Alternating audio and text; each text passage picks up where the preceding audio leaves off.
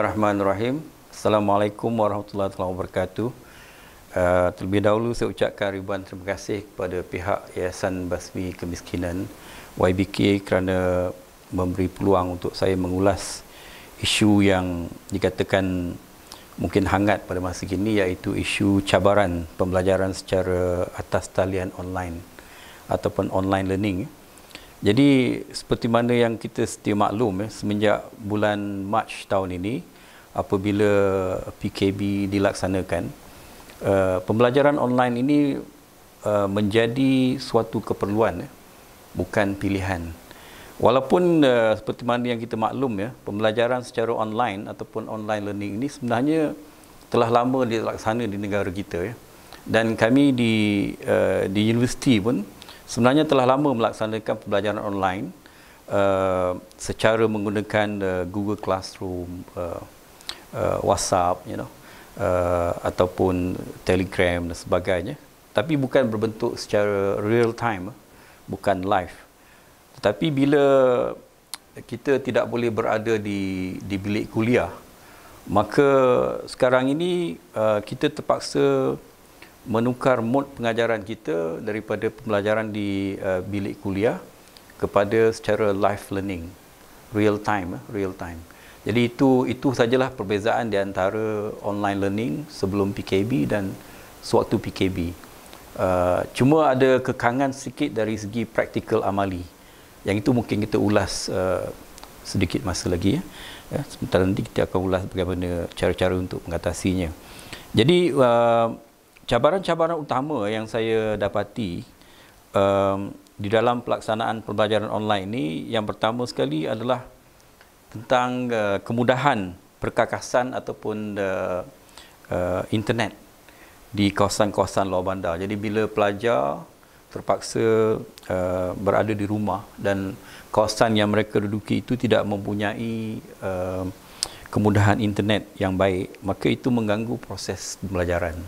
Ataupun di kawasan yang mempunyai gangguan elektrik. Ini pun di tempat saya sendiri saya mengalami sewaktu menggunakan Unify system, di mana ia menggunakan kuasa elektrik. Bila elektrik padam sebabkan petir sebagainya, maka pembelajaran terganggu. Jadi saya terpaksa menggunakan talian internet daripada telefon. Ini tidak menggunakan kuasa elektrik.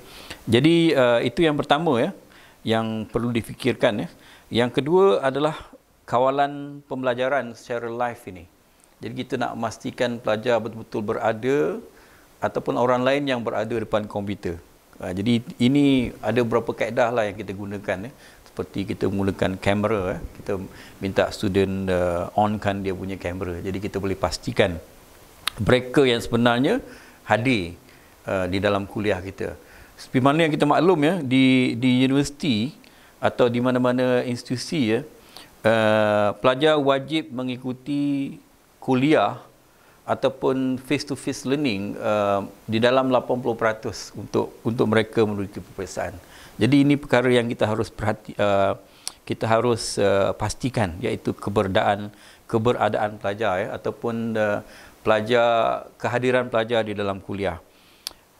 Isu yang ketiga adalah kawalan peperiksaan dan ujian. Kita nak memastikan bahawa student itu yang sebenarnya menduduki peperiksaan yang kita adakan, online assessment yang kita adakan. Jadi ini ada beberapa cara, seperti kita minta dia on dia punya kamera, kita melihat dalam skrin betul-betul dia yang menduduki peperiksaan. Ada aku janji dan sebagainya. Kita set masa untuk mereka menghantar dan sebagainya. Dan isu yang keempat iaitu pembelajaran amali praktikal. Seperti mana yang kita tahu, pembelajaran amali ini untuk mereka memahami memahami dengan lebih fokus kepada apa yang belajarkan, mereka harus menjalani praktikal tersebut.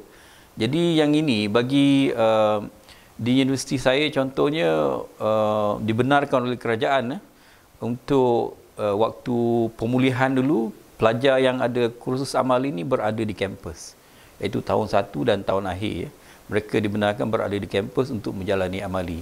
Untuk kelas saya contohnya, bila amali ni kita demonstrate, mengadakan demo online ya, dan alhamdulillah pelajar boleh faham. Cuma kita nak pastikan mereka membuat sebenarnya amali tersebut masih menjadi isu bagaimana. Mungkin ada berlaku penangguhan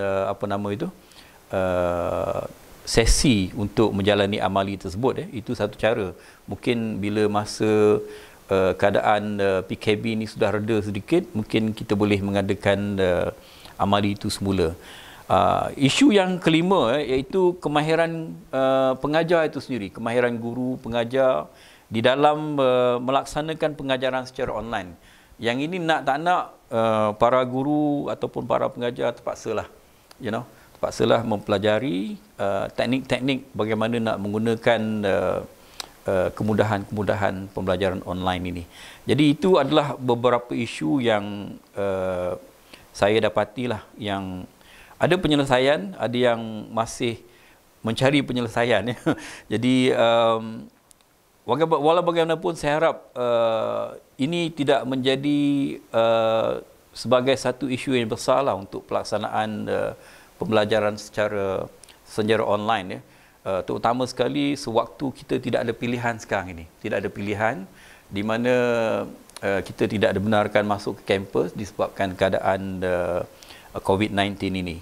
Ya, jadi saya berharap supaya semua pihak akan memberikan kerjasama lah ke arah memastikan bahawa target utama kita iaitu pelajar mendapat apa yang kita hasratkan, iaitu pembelajaran itu berlaku, pendidikan itu berlaku. Pada akhirnya hasrat kurikulum itu tercapai, iaitu matlamat untuk menjadikan pelajar itu berilmu, berakhlak dan sebagainya. Hasrat pendidikan itu tercapai walaupun dengan kekangan-kekangan sekarang ini, iaitu kita terpaksa mengadakan pembelajaran secara talian online. Jadi saya ingat cukup setakat itu saya punya pandangan lah berkenaan dengan cabaran pembelajaran secara talian online. Jadi itu saja, sekian, wabillahi taufiq wal hidayah. Wassalamualaikum warahmatullahi wabarakatuh.